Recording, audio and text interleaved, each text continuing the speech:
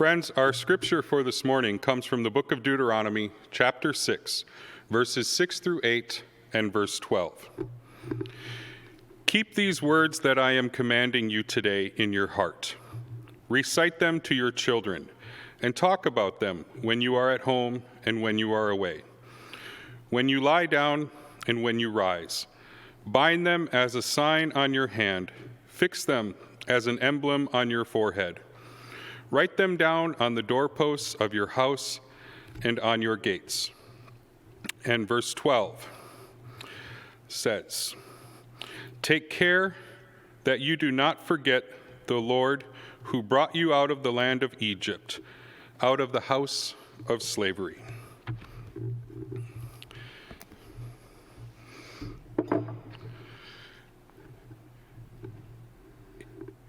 Friends, I'm going to do something that perhaps is a little unorthodox for a preacher to do. I am going to tell you on the front end what my invitation to the church is for this sermon. My invitation is a little strange, maybe even a little unnatural. But my invitation to the church this morning is that we would enter into a heresy. And I will explain the heresy that I am inviting you into at the conclusion of my sermon. But I assure you that it is a heresy that we should all hope to arrive at safely together in community. In our text this morning, the children of Israel are being called to remember. They are being called to always be close or proximate to the story of their deliverance. The words that the Lord has given them are to be bound in ceremony to the front of their forehead and upon their hands, so that when they gather together, the story of their deliverance, the words of the Lord, are always on the front of their mind and literally at their fingertips. They are to post these words that the Lord has given them to the gates of their homes and the doorposts of their houses, so that when they come and when they go, they are present always with the story of their liberation. The children of Israel in this passage are being called to remember. As Americans, we are good at remembering, sort of. We are moving into the season of Memorial Day, and a few weeks after that, the 4th of July. These are civic celebrations of remembrance. On Memorial Day, we remember those men and women who have fought and died to secure the freedoms that we as Americans now enjoy. On Independence Day, the 4th of July, we come together in civic celebration and we remember those who faced the threat of treason to sign the Declaration of Independence, securing the United States of America as an independent nation. Now, as an American Indian, we also have moments of remembrance. During the late fall and into the winter, unfortunately, our history is wrought with occurrences in which we mark the anniversaries and we come together to remember. In November, we remember the Sand Creek Massacre. In December, we remember the largest mass execution in United States history in the hanging of 38 Dakota warriors. And at the close of December, we come together and we remember the Wounded Knee Massacre that took place in 1890. Now, several years ago, I noticed a strange occurrence. During this time period of the late fall and winter, I would post on social media these significant anniversaries so that they could be part of the collective memory.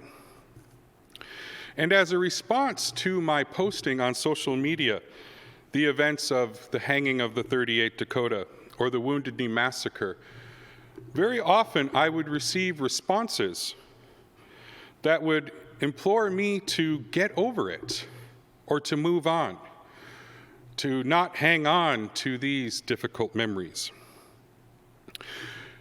And when I would troll the pages of those who were encouraging me to get over these memorials, to get over these events, when I would visit their pages and kind of roll back their own history, I was perhaps unsurprised to discover that just a mere few weeks before this time, on September 11th, many of them posted an image of the World Trade Center Twin Towers, either crumbling or in flames, and the caption beneath the pictures would implore everyone who viewed this to never forget.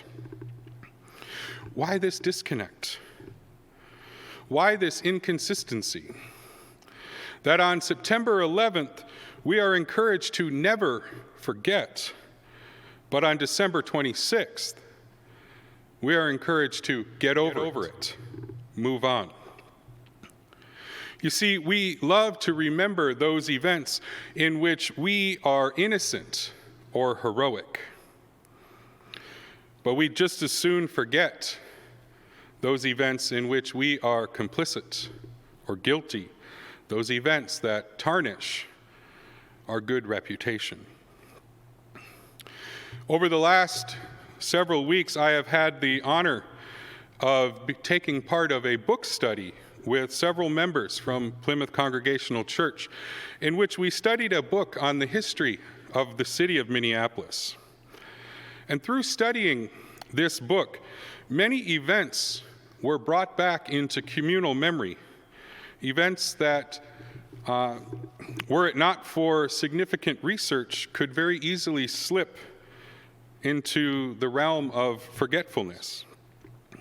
We were called to remember that the Ku Klux Klan was not just an active force in the South, but was present here in Minneapolis in power and in structures. We were called to remember that there was a time when words like race riots did not mean what we understand them to mean today, but a time in history of Minneapolis when race riots meant literally thousands of white people gathering to intimidate, burn crosses, and push a few brave black families who would integrate restricted neighborhoods.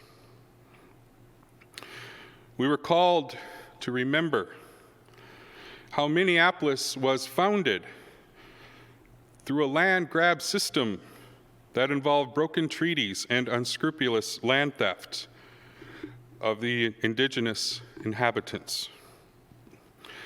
These are events that we would love to forget. We would love to forget these events to preserve our untarnished reputation, that Minneapolis would sit as a gleaming gem in the United States, a destination of equality, of peace, of enjoyment. We would wish to preserve our untarnished reputation by forgetting these events. But we are called, as faithful followers of Christ, to remember these events and many others like them. Though it would be convenient, though it would be easy to forget such events, we nonetheless must remember these events so that as we build our collective future, we do so on a foundation that is square, that is accurate, that is correct. Choctaw author Paul Chaat Smith writes in one of his works that when the religion of the state is amnesia, then the simple act of remembering will make you a heretic. Friends, this is my invitation to the church today. I invite you into unorthodoxy. I invite you not into the orthodoxy of status quo or easy memories, not into the orthodoxy of forgetting for the sake of preserving false narratives, but I invite you into the heresy of remembering. Remembering so that as we build our future, the story of our collective future, the narrative of our liberation together, will always be at our fingertips as we build our future together. Thank you.